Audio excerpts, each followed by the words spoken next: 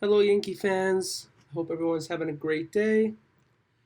Thank you for clicking on this video. So today I wanted to go over game one between the Yankees and Blue Jays.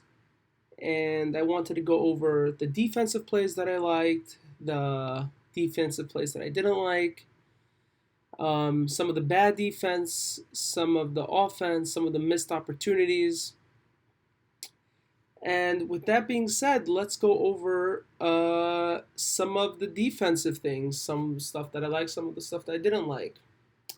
So we're starting off in the bottom of the third, and Alejandro Kirk hit a ball off Gleyber Torres' glove, and he was on first base.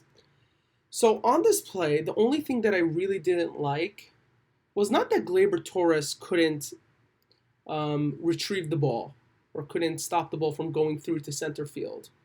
I just dislike that he just sits. He like lays on the ground, on his stomach on the ground, his face on the ground, like be a little bit more attentive to what's happening. Is anybody covering second base? Maybe stand between first and second just in case the ball goes past the second base, past the shortstop who's now covering second. I just don't like that he sat there on the ground and like, oh, such a bad play. No, he had a good hit. Okay, he had a good hit. It's not your fault, but just don't compound the problems. Get up uh, and make sure that it doesn't a single doesn't turn into a double. But anyways, on the very next batter, Kevin Kiermaier was up, and he hit a ball to first base. The problem with this was that it was to DJ LeMahieu's right side, to his glove side, which means that he was going towards second base, right? And I really, really liked how Michael King took it upon himself to go to first base. Now, you may say took it upon himself. That's the right play. That's what you're supposed to do. DJ LeMahieu would never have a chance to come back and cover first base properly.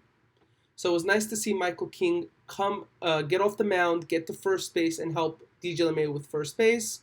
That was the right play. That's what should have been done.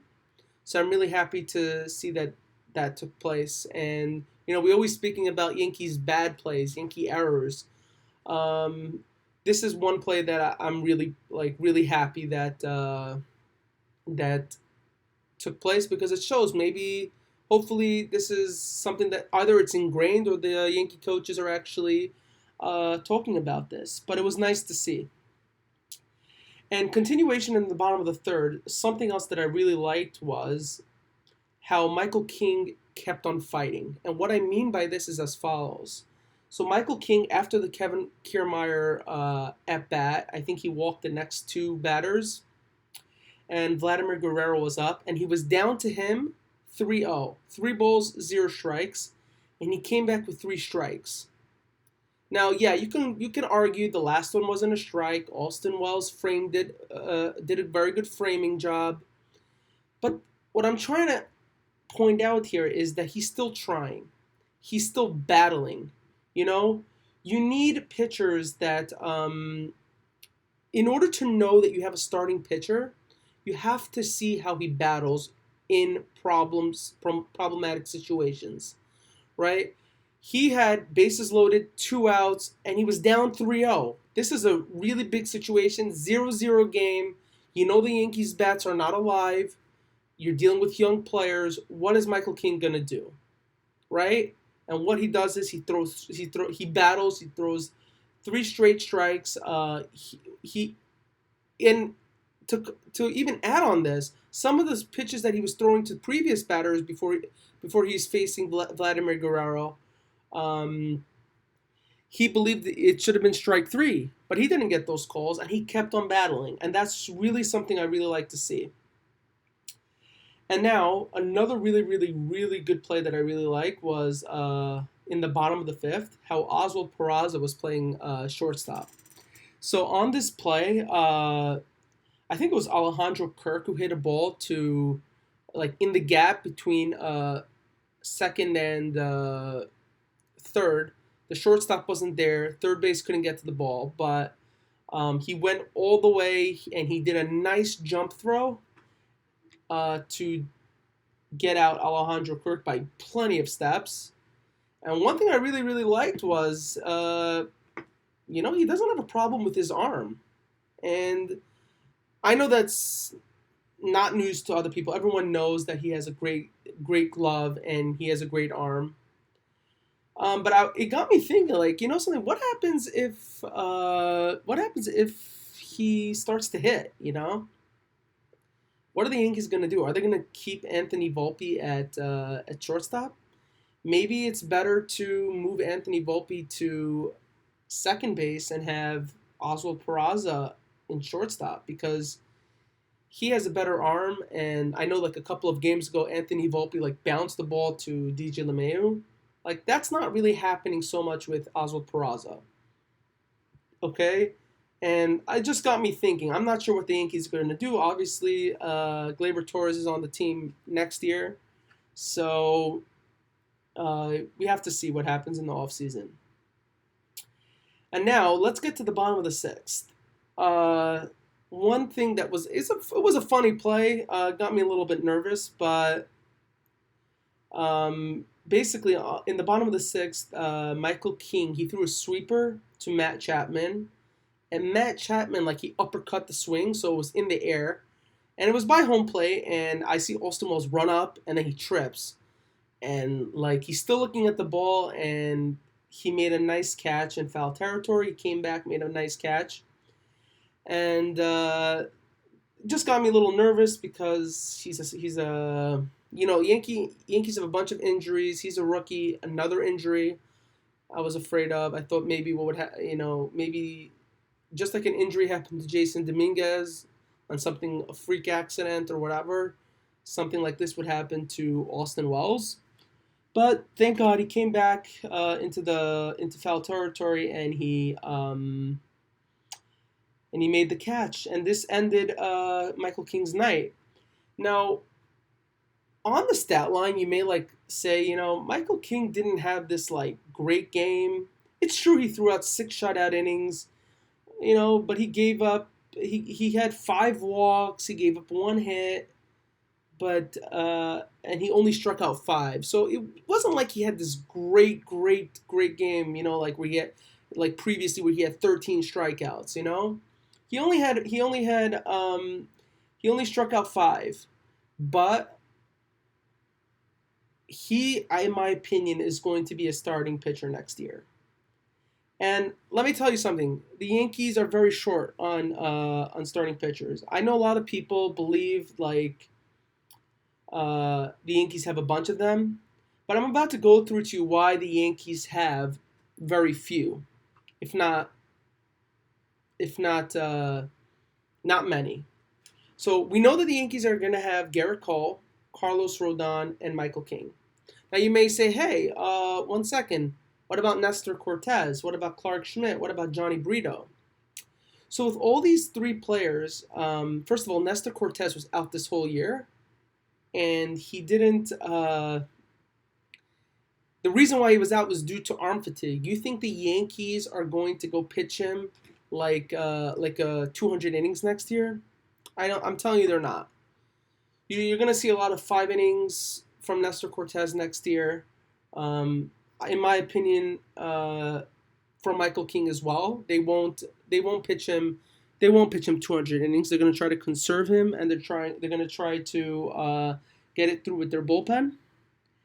But if you really think about it, the Yankees don't have much starting pitching besides for Garrett Cole, Carlos Rodon, and Michael King. You may say Clark Schmidt, right? But we just heard that the Yankees were ready to trade Clark Schmidt. What happens if they do that again? Johnny Brito, I'm not even sure what he's doing around, right? Is he a starting pitcher? Is he going to be in the bullpen? So the Yankees have a lot of question marks in their starting rotation, and in my opinion, they really only have 3 legit starting pitchers. We can't rely on Frankie Montas as a free agent. Maybe they bring him back on a 1-year deal. Luis Severino, maybe they bring back also on a 1-year deal, but you can't rely on these pitchers. So the Yankees really only have 3 studs out there. and hopefully they can get some more players. But Michael King will probably, if not definitely, be in the rotation next year. With that being said, let's get back to the bottom of the seventh. So in the bottom of the seventh, uh, Johnny Brito followed in the footsteps of Michael King, and he covered first. He covered first base again. Kevin Kiermaier hit the ball again to DJ LeMahieu's glove side, and he went and he covered the bag. So that was really really cool, and I really like that type of defense from the Yankees. With that being said, I did want to get through a couple of bad defensive plays that happened that happened to the Yankees. So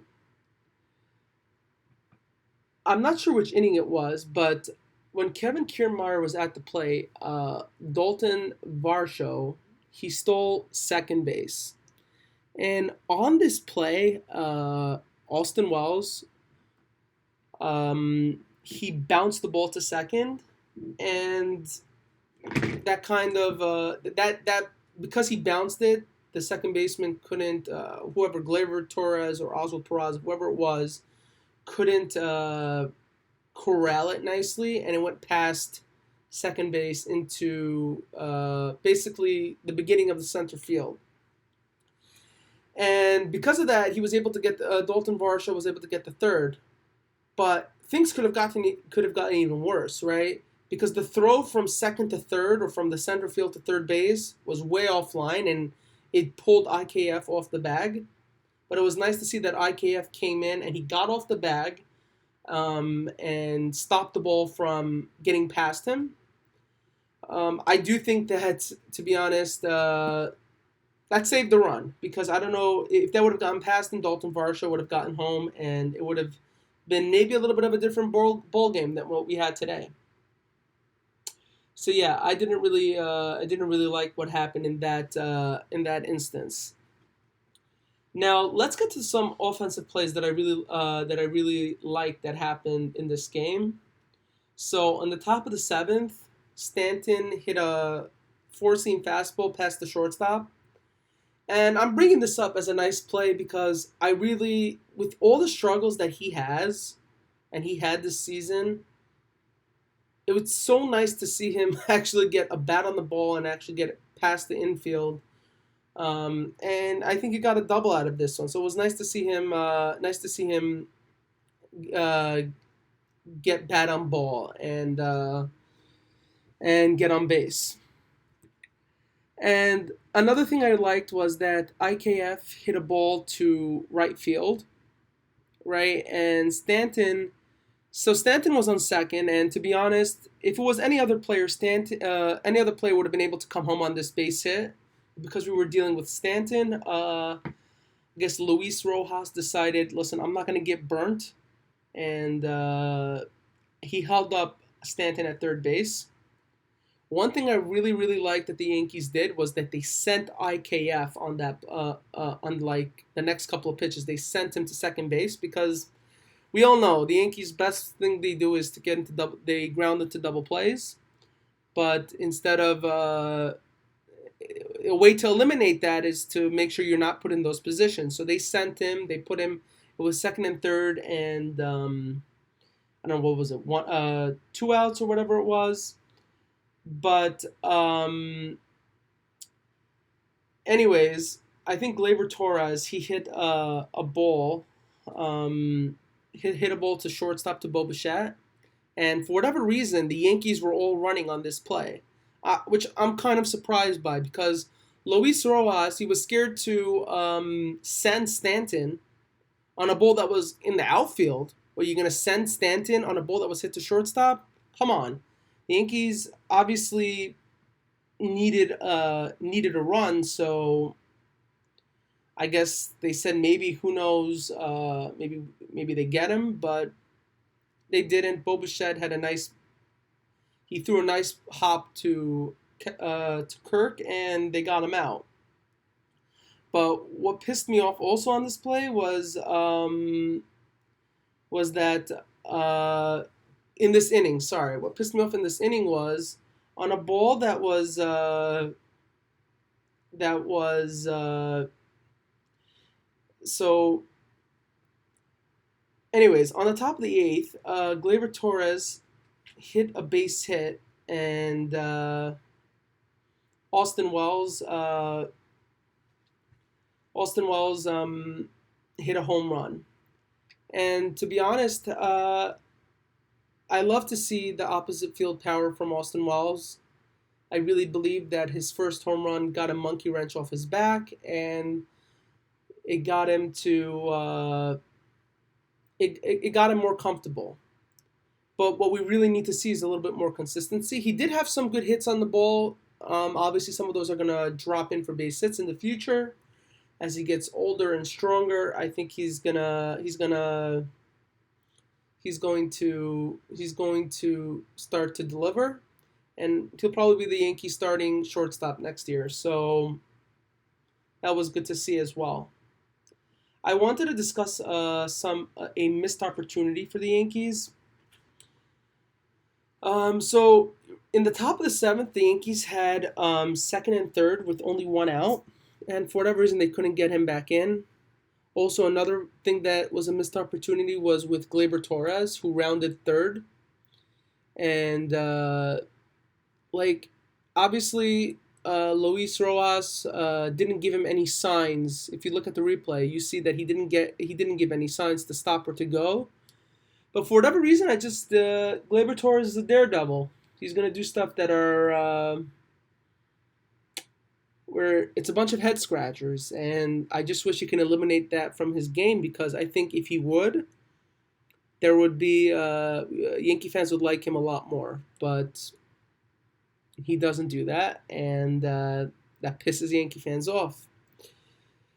Okay, so with that being said, thank you for watching this video. Please subscribe, like, comment, hit the notification bell, share this video with your friends if you liked it, and I'll see you on the next one.